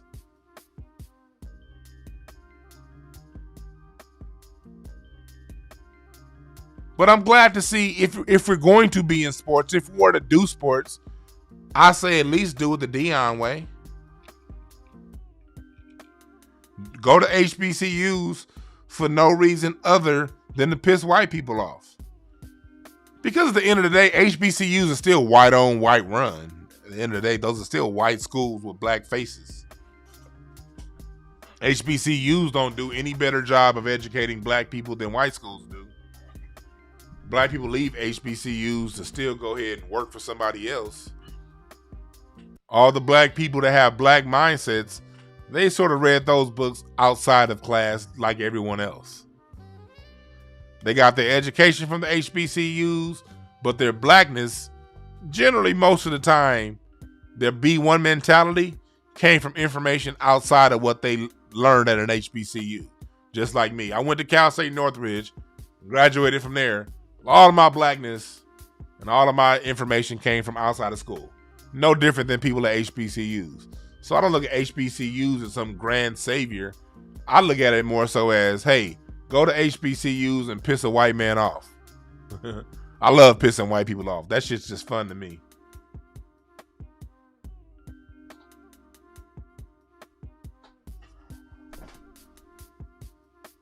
That's just fun to me.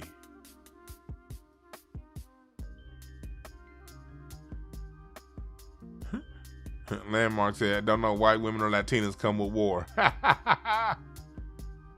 That's funny. That was funny.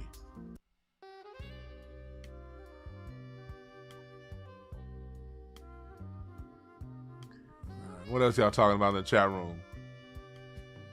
But yeah, that's basically what we talking about today, man. We talking about the Zaddies modern men worship. We got to stop worshiping these people. And if Jay-Z has a rap lyric that inspires you to be a better person, live that lyric.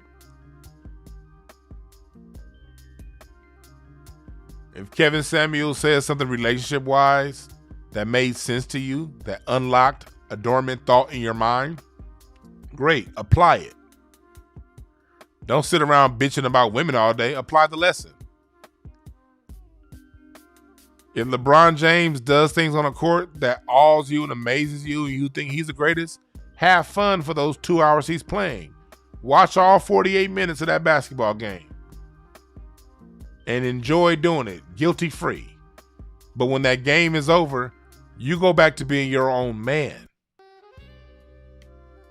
If President Obama passed a law like for me, I love the Obamacare. Look, I'm glad he passed it.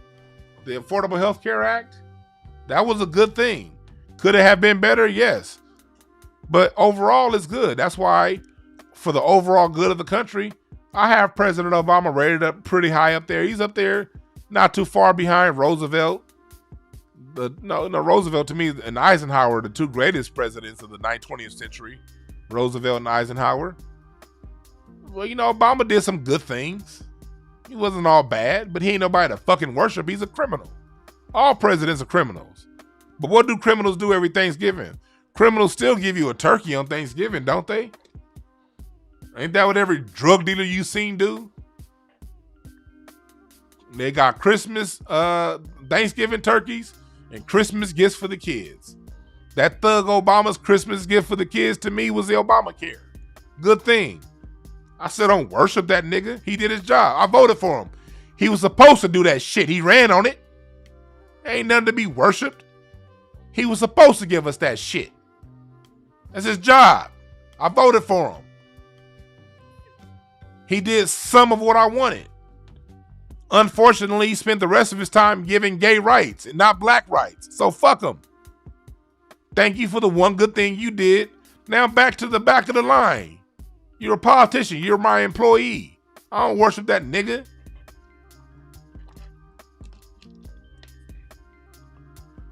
LeBron James does some things that I like. He hooked his homeboy up, Rich Paul. Had his boy Rich Paul work under his agent, learn the ropes, then become his own agent. And now Rich Paul is changing the game. And the media don't like Rich Paul. That's how you know Rich Paul's doing a good thing. The media don't have much good to say about him. Cool. Now I'll go back to living my life. I'll tell kids, look at that. Look, hey, if you ever do make the NBA, if you do decide to bring your friends along, do it in a professional manner the way LeBron James did. That was a good thing LeBron James did. That don't mean you worship the nigga. Be smart. Be practical. Be real. Don't be a bitch. Don't be beholden to these niggas. Fuck your problem.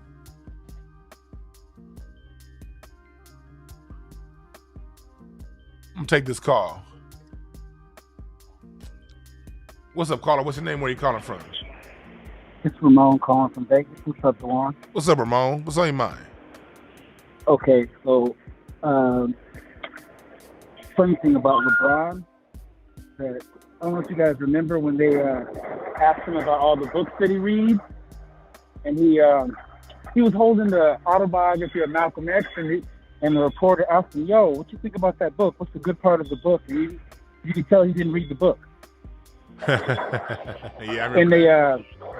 And they showed all those pictures of LeBron walking into the game holding books, and then somebody looked at the details and said, "Hey, every time he's reading a book, he's always on the first or second page." So I was like, wow, dude, he's really being set up to be like the more socially conscious version of Jordan. That was always the big attraction against Michael Jordan. Oh, he's just for himself. He really ain't for the black community. So what they do now is they've had LeBron position like he is somebody that's doing something or that really cares, and he really isn't. You got to remember, Nike heard everyone's complaints about Jordan. So when they came with their next cash cow and invention of greatness, they had to answer those complaints and do the things that people complained about. If LeBron was really that way, he would have spoken about Tamir Rice before he got permission from them. LeBron James is someone. That was a huge one. LeBron James, and I've seen this personally because I've been courtside at more games than I can count. LeBron James, let me say this. LeBron James knows where the cameras are. He's always been someone who plays for the cameras. And people who look at the cameras get played by it because they don't know that all this shit is contrived and it's a game and it's just an illusion for the cameras. There's no substance behind it. But people who go in and buy all the way into these people and worship them, they don't bring any substance with them. So like attract like. You dig what I'm saying? And absolutely. And just to touch back on what you were saying yesterday about Jigga, and I wrote in the comments, I'm a former Stan. I used to, be in the idol worship, but now I know better. And yeah, that was just a great point. How can you base your art wrapping it around other people's art every single time? Kind of compare Jigga to Jamal Wallace from the movie Finding Forrester. I don't know about, people who watch a lot of movies, but here's this kid, he got in trouble, he was writing a story. He used somebody else's story to write his story. So that's what I think about when I think about Jigga. He's brilliant in the way he uses other people's stuff. Yeah, Jay-Z is brilliant. He's a great trace artist. If you give him the foundation, the inspiration, the nucleus, he'll draw his own story. And that's why I say he's talented. He's extremely talented at mimicking your story, but saying it his own way. If you tell him to just go ahead and do it from scratch, will he have a story? Probably not. And that's, in my conjecture, that's the reason why he was around during Rakim's time. He was around doing KRS, Big Daddy Kane, LL Cool J. He was around during all that time, but irrelevant. And one thing I picked up on his music where I really stopped liking him, is that I noticed the type of magic he was using in doing his music. Like, go back to his first album, he has a song called 22 Twos. And you look at his last album, he has a song called 444. So he's always been into numerology. You listen to songs on his first album where he mentions Illuminati want my mind, body, and soul. He literally says this on that first album. So that's another thing why so many people are into hero worship. He literally used magic on people. Oh yeah, and I'm gonna address that. Thank you for calling in, brother. I'm gonna address that right now. Thank you. Talk to you later. Talk to you. Hell yeah, Jay-Z uses magic on people. So does Beyonce. Like I say before, one brilliant thing Jay-Z does, Jay-Z applies the laws of the universe. He don't talk about them, he apply them. What did the Bible say? Call those things that be not as though they were. That's the Bible's way of talking about the law of attraction.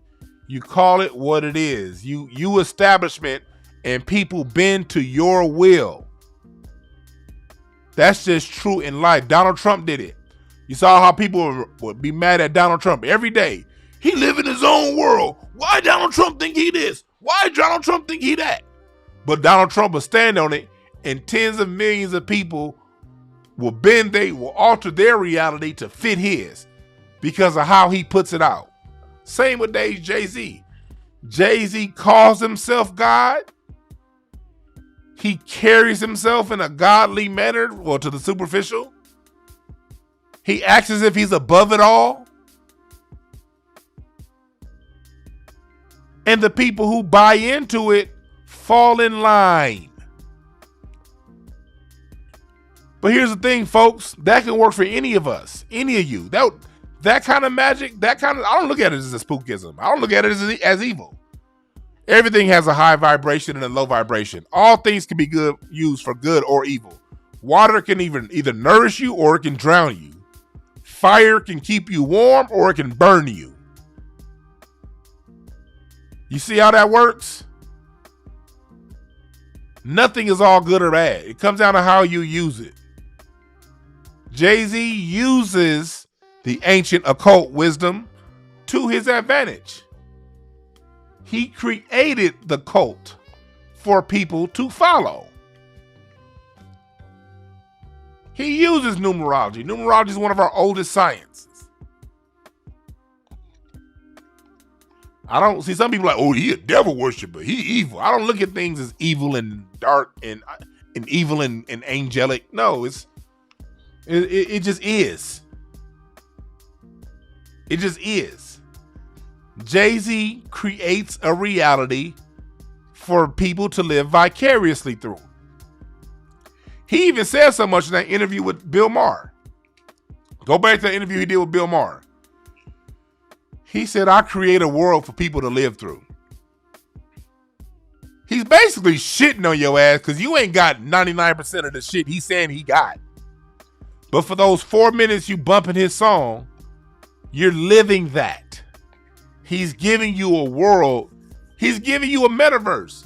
Every Jay-Z song is a metaverse. He puts you in his Oculus. He takes words and he takes rhymes and rhythms and lyrics that have already worked from different artists, sometimes 4 or 5 different artists in one song. He may start off with a Bun B line, then take you to a Snoop Dogg line, and then trace his own words, then take you back to a Bun B line, then trace some more of his own words, and then take you back to a Eddie Murphy joke. Like you listen to that song, Girls, Girls, Girls. He said, Hov, Miss Fufu, you was dead broken naked. Now you one half. That ain't nothing but Eddie Murphy's Delirious. Remember on Delirious when he had the purple suit? Eddie, I miss Fufu, Eddie. You need to get yourself a bush bitch that's naked. I don't like you anymore, Eddie. What do you want? Half. Remember that bit by Eddie Murphy? Jay-Z just flipped that shit. I got me a girl from when he talked about the African woman. He just basically used Eddie Murphy's example, even down to the name. Eddie Murphy called her Miss Fufu. He called her Miss Fufu. He didn't change it up. He did it right in front of your fucking face. What do you want now? Half. That was the punchline of the joke. What did Jay-Z say? When I met you, you was dead broken naked. Now you want half. He's a genius on how he remixed other people's art into a song. That's what he's good at.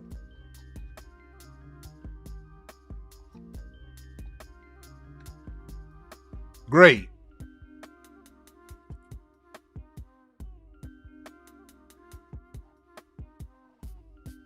But back to what I was saying. Jay-Z creates a world for you to believe.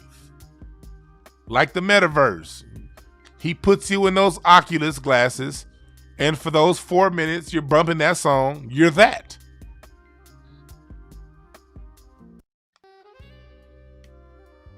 And then there are other ones who come around and be like, that's not the real world. The real world's over here.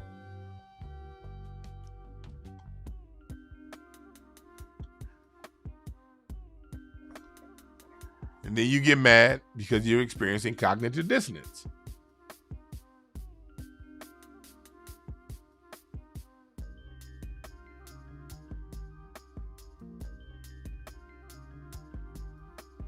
You hear what I'm saying? Well, that part Jay-Z said about him, no one wants to share a stage with him. Look, I've seen Jay-Z live. Jay-Z, you're not that impressive live. Frankie Beverly and Maze puts on a better show, even though he can't sing. Okay? It's not that serious. I had a better time going to see DJ Quick than I went to go see Jay-Z. I saw DJ Quick and Jay-Z 1 week apart. I had much more fun at DJ Quick's show. Especially when Sugar Free came out. When Sugar Free came out, oh my God. Nigga.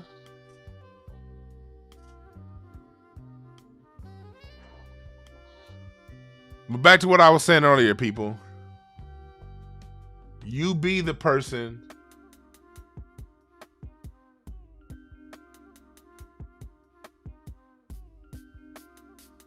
that inspires you out of these people. Don't worship them. Be that.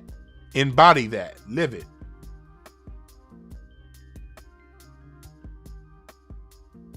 All right? I'm about to get the fuck up on out of here. Remember this. There are no perfect messengers, only perfect messages. For those who are willing to pick up the game. Pick up the message, and whatever don't apply, let it fly. My name is Dwan B. We out.